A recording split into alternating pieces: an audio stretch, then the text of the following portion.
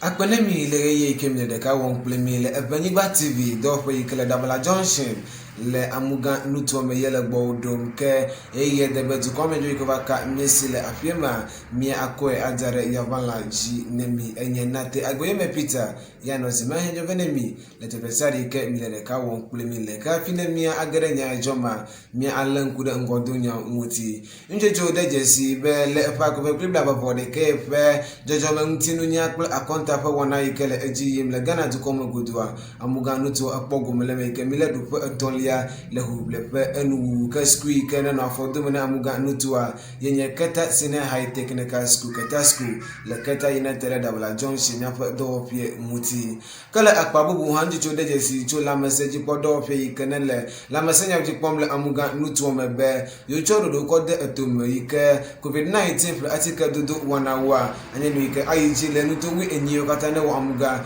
nuto le Ghana to ko me nyasra be ho ya plebo bole me bodo gele egbeto mi la matro bi mava no mava garanya jome nemi akpabem le de ka won play Ebanyigba TV hen do fa adudio yi ka mava be ya dare kala anyigba kanu yi kala jojom he yo kala fonde te play he yo kana va joa ye adona mia pe ajoga nu pomola kata gbo le mia pe gbe vaila woji kala ye ma fina ma agere nya joma do mu be nu sa links ebe dictionary ye ni do fa yi ka nela lo do mi hafi nya jona adugbo le ye me kana mia agere nya joma ka mia ajogome pa play agban stronya onje cho deje si le pa ko club da bode kefe huibli ka energy yim le Ghana to come godo le jojo tinunya kple akonta fa akpajia amuga nuto akpogume le pepe to me yika webe mi le do pe etolia ka speaker no afodome na amuga nuto hana huibli ya yenye keta senior high school yi amoyi nye no srola le suku ye menye bright gajo ble Francisca lami ni onya me yika ukpogume le wona yeme ka yicho deje si be le huibli pe enu wa onya me yika ukpogume Backlight Presbyterian Boys Senior High School hekpere Prempre College muti kala wana pe enu wa ye webe amuga nuto pe kata school yo podu pe etonla yike webe Prempre College unya ameko hodo pe gbanto le wana me kala hubibli pe wana ye mutia wo mele hajuju atoma yikenya run 1 to run 5 kala run 1 alodo pe gbanto pe enu wa kata Senior High School mi po jesi we eni webe precept po jesi we aton kala Prempre po jesi bla vode ke kala wana pe enu wule akpa evelia kata Senior High School wo jesi we eton ye webe presec wo jesi bla eve vo aden ke Prempre wo jesi bla eve vode ke kala wana pe enu le eton le alo ikanya round trip akpa jia kata Senior High School wo jesi bla eve ye presec wo jesi bla eton vo eton ye webe Prempre College wo jesi bla eton vo de ke kala fourth round pe enu wa kata Senior High School ni jesi bla eve vo Andre yi webe preseka upo jesi bla enne vo aden kele Prempre College upo akpadia upo jesi bla enne vo Andre yi nye 47 points kele wana pe enu wa kata Senior High School la muga nuto mi po jesi bla eton yi webe mile dupe eton liam ke preseka unya me ko upo jesi bla enne vo ashike yi ka ule dupe evelia le wana yeme ka dupe gbantoa eyine Prempre College upo jesi bla aton vo eton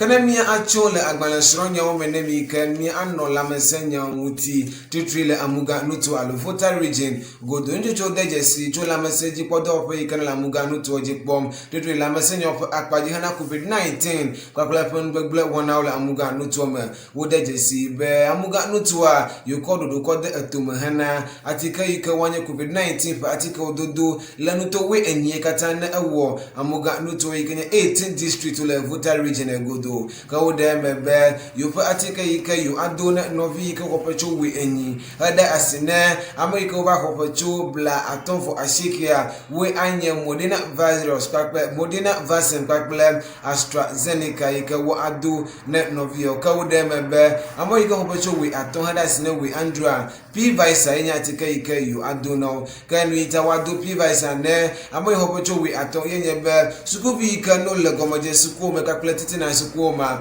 wa akpogumala atika dodo wana yem hafi wa aide wo pe Xmas pe mozo wana woman kala message podo opela amuganu to mo wode mebe atem anobobo wele Xmas pe kala ngone mi bona yanye junuwe evie ko yi ananya be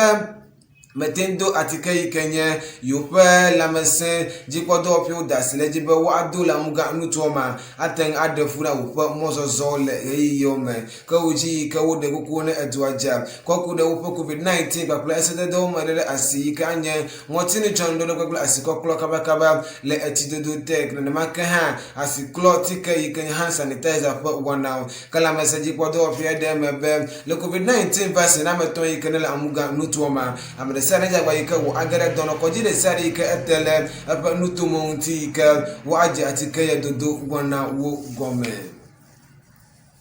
kana mia achora la masenya ome nemi ka mia ano gagamde dukome vinyenye pa wana ome le kana dukome gudu tutwile amuga nutoma dopa yika nele dukome vinyenye gbale jinya oji pomle amuga nutoma wodeje sibe yobu yopodo po kodara anyike aje gome le pejinu we de kepe bla evebo ashiki egbe yi anamon popo no vio kata ontibe yo amulonko hena ECOWAS ID alugana kadi ebe wo asu yewusi kala nyamede kwa kula benyiba TV wo adem be amoyo kata wonti be yo anwonko yeye na agbalanfie ne wasusia yo aje wana yo kata ngomle pejinu we de kenka bla ebe bo ashike egbe ike ga huma ikenye sidi alafa de kayenye ga iwahe inya 100 cities aloga kwa 1 million ka wichi ka wodem be no bi yo kata won hie be yo akwa agbanle alo hie ne le yi kuade ma aga huma ikenye sidi alafa ebe plebla aton 250 Ghana cities aga kwa 2.5 million enye ga ika wa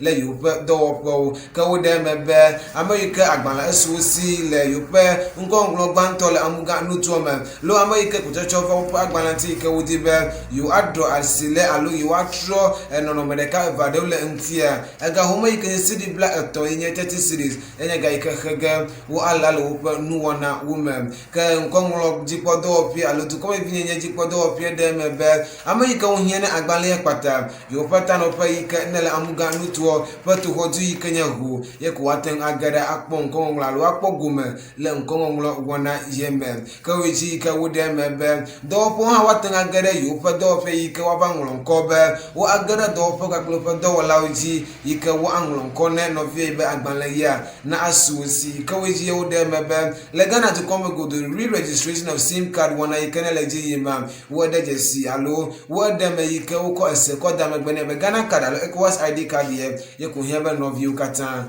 ne wansa le ye metebe ke mia ko mia panya joko sedu yenye eke fine ma ajole miegbo a ma guglo ma alan kuna ngodo nya nti kamo to ko chui nemi